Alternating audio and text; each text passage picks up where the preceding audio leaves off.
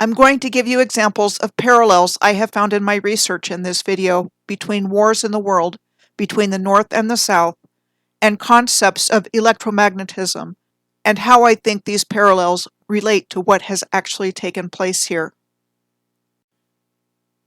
My name is Michelle Gibson.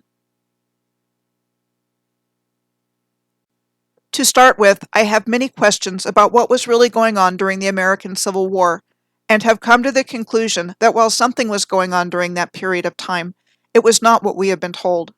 Historically described as a civil war between the northern and Pacific states, known as the Union, or North, and the southern states, known as the Confederacy, or South, over the status of slavery and its expansion into newly acquired land after the Mexican-American War. I did an in-depth study of sanitary fairs a while back, which were World's Fair-style fundraisers held during the course of the American Civil War, with the stated purpose of raising money for the United States Sanitary Commission and its mission of supporting the sick and wounded soldiers of the Union Army.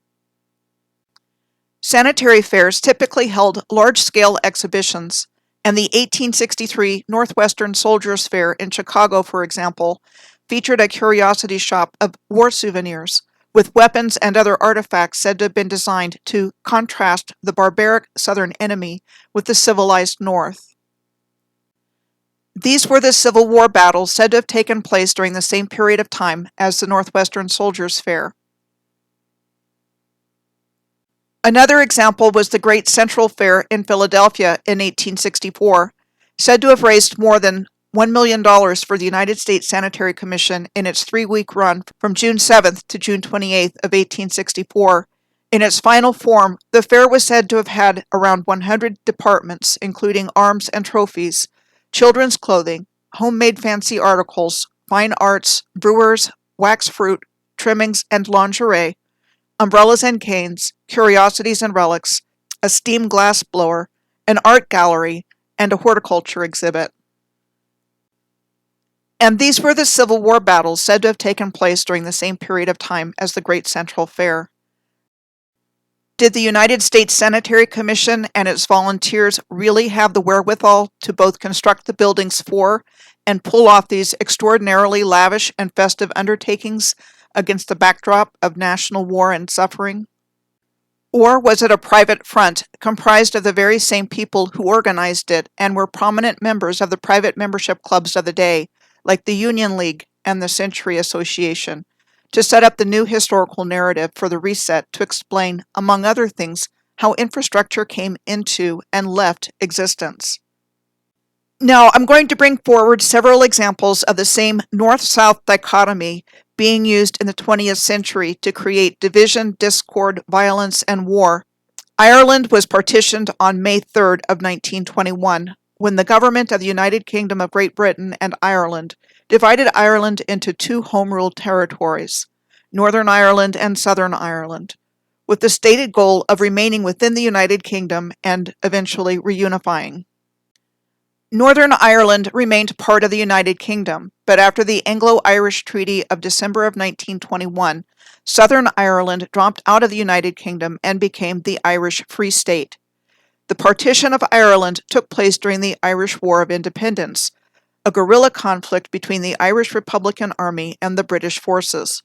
Between 1920 and 1922, during which time the partition occurred, there was violence in Northern Ireland in defense or opposition to the new settlement, and its capital Belfast saw savage and unprecedented violent riots between Protestant and Catholic civilians, a form of violence in which the violent parties feel solidarity for their respective groups, and victims of violence are chosen based on their group membership.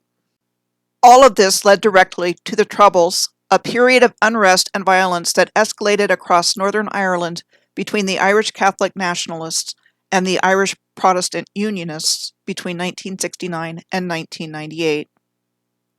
Next is the example of North and South Korea.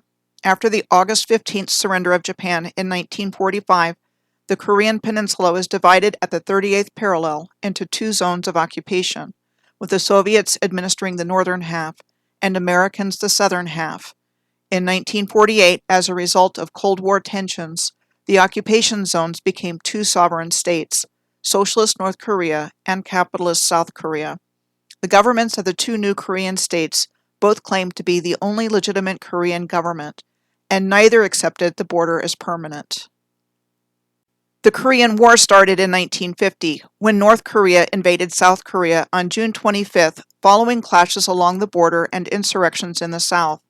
North Korea was supported by China and the Soviet Union, and South Korea by the United Nations, principally from the United States. The Korean War was one of the most destructive conflicts of modern times, with around 3 million deaths due to the war, and proportionally a larger civilian death toll than either World War II or the Vietnam War, caused the destruction of nearly all of Korea's major cities, and there were thousands of massacres on both sides. Same idea with the example of North and South Vietnam.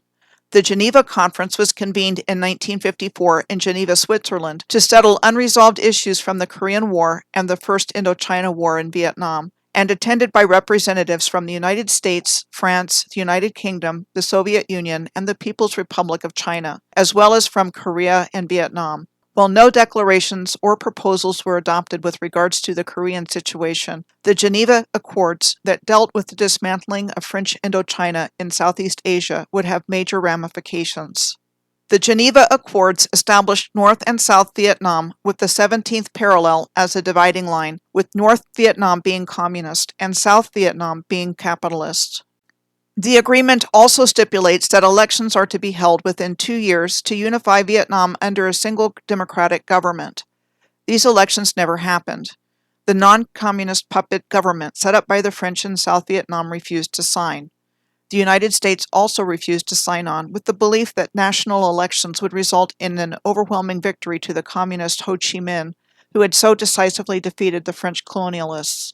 Within a year, the United States helped establish a new anti-communist government in South Vietnam and began giving it financial and military assistance. A mass migration took place after Vietnam was divided.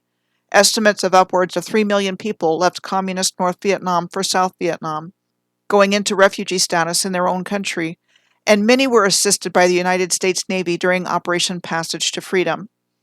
An estimated 52,000 people moved from South to North Vietnam, mostly Viet Minh members and their families. In Vietnam, by the time of John F. Kennedy's death in November of 1963, there were 16,000 American military personnel, and the Gulf of Tonkin incident took place in 1964, an international confrontation after which the United States engaged more directly in the Vietnam War. The first Gulf of Tonkin incident took place on August 2nd of 1964 between ships of North Vietnam and the United States. The description of what took place is as follows.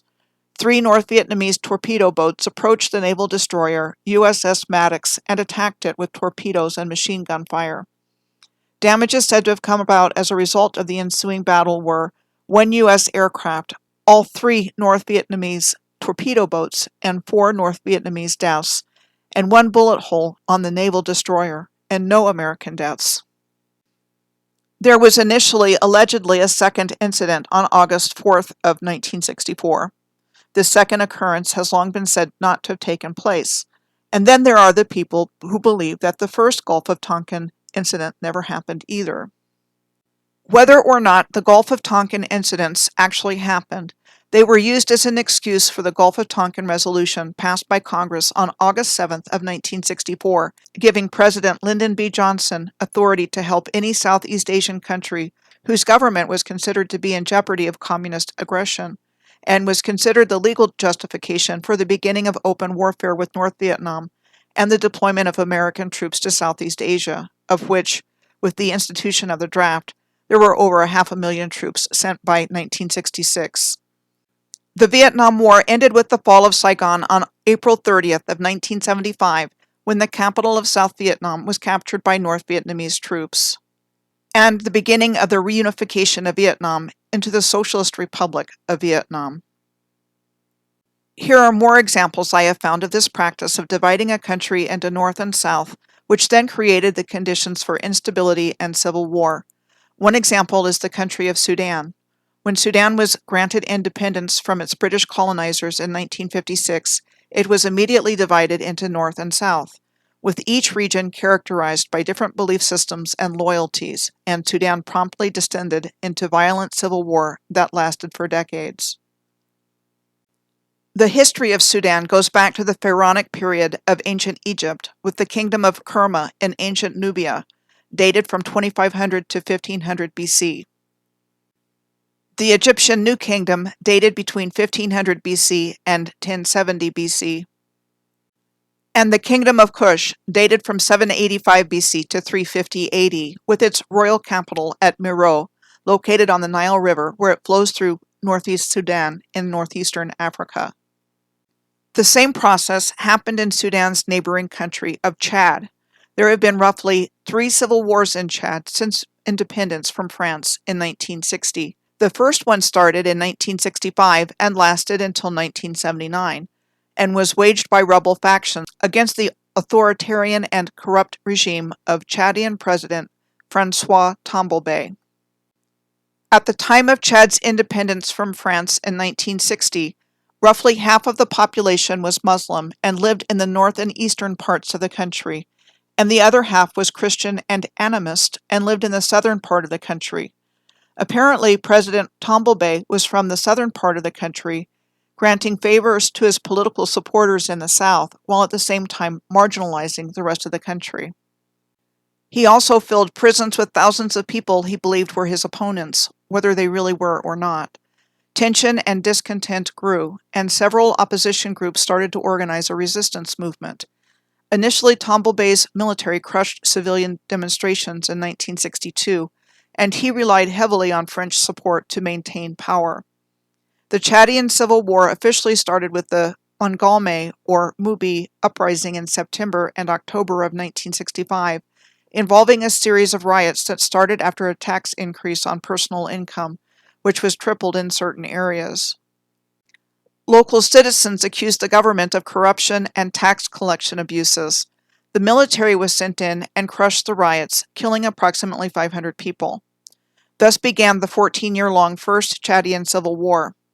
Tombalbaye was eventually killed in a coup in 1975 and was replaced by the former commander of the National Army, Felix Malloum. Malloum was a southerner with strong kinship ties to the north, who thought he could reconcile Chad's divisions. In the summer of 1977, rebels under the command of Goukouni Wadai and supported by Libya launched an offensive from the northern part of the country and was the first time modern Soviet military equipment came into the civil war, forcing Malloum to ask for help from France. After the 1977 Khartoum peace agreement, 2 Chadian northern military leaders, Hissène Habré and Goukouni Wadai, came together in order to oust the southern government of Felix Malloum on March 23 of 1979. Then Goukouni Wadai seized power later that year and became president of the Transitional Government of National Unity, composed of northerners supported by different factions that were close to Habré.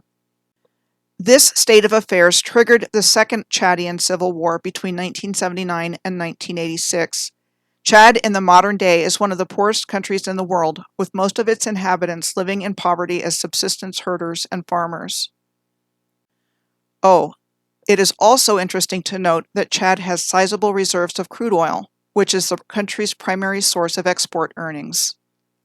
On May 22nd of 1990, leaders of the Yemen Arab Republic, North, and People's Democratic Republic, South, of Yemen announced unification as the Republic of Yemen. The history behind this, which is important to understanding what has taken place in Yemen since then, is that following the collapse of the Ottoman Empire in 1918, at the end of World War I, when the former Ottoman Empire was divided between the countries on the winning side of the war, northern Yemen became an independent state known as the Kingdom of Yemen. Then, on September 27th of 1962, revolutionaries deposed the newly installed last king of Yemen, Muhammad al-Badr, and formed the Yemen Arab Republic, which was said to have been inspired by the Arab nationalist ideology of Nasser's Egyptian United Arab Republic. And this action started the North Yemen Civil War from 1962 to 1970 between supporters of the kingdom, which included Saudi Arabia and Jordan, and supporters of the Yemen Arab Republic, which included Egypt.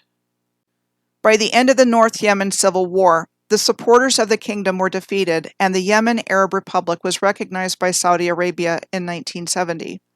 The People's Democratic Republic of Yemen was also known as the Aden Protectorate in 1918, which it had been known as since 1874 with the creation of the British colony of Aden and the Aden Protectorate, which consisted of 2/3 of present-day Yemen.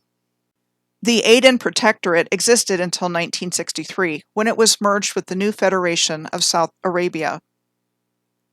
By 1967, the Federation of South Arabia had merged with the Protectorate of South Arabia and later changed its name to the People's Republic of Southern Yemen, becoming a Marxist-Leninist state in 1969, the only communist state to be established in the Arab world. With the 1990 reunification of Yemen into the Republic of Yemen, the new government was comprised of officials from both sides, with a de facto form of collaborative governance, until the country went into civil war in 1994. It is interesting to note that the terms north and south are also applied to the poles of magnets. A magnet is any object that produces its own magnetic field that interacts with other magnetic fields. The magnetic field is represented by what are called field lines that start at a magnet's north pole and end at the south pole. As shown in the top diagram, if you put the north pole of one magnet against the south pole of another, the field lines go straight from the north pole of the first magnet to the south pole of the other, creating an attractive force between the two magnets. If you have two magnets next to each other and either their north poles or south poles are facing each other, as shown in the bottom diagram, the field lines move away from each other, creating a repelling force between the two magnets.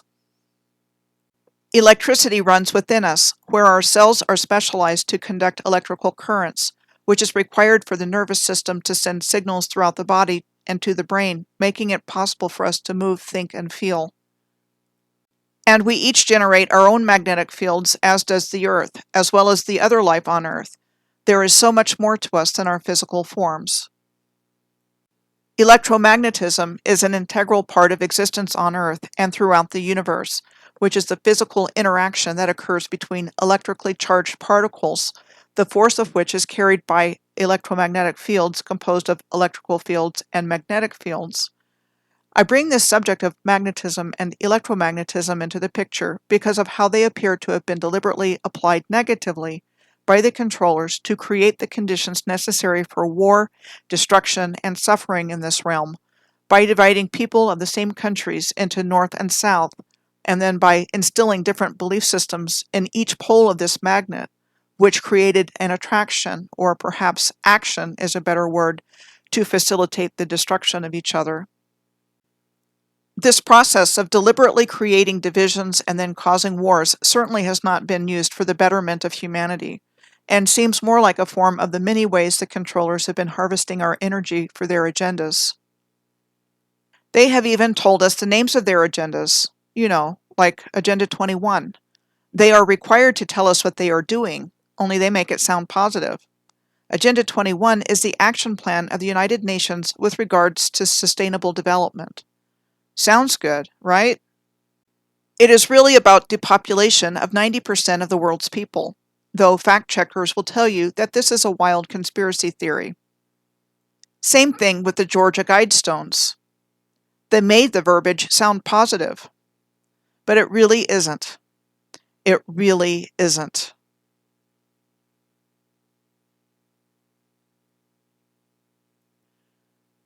Welcome to the Great Awakening.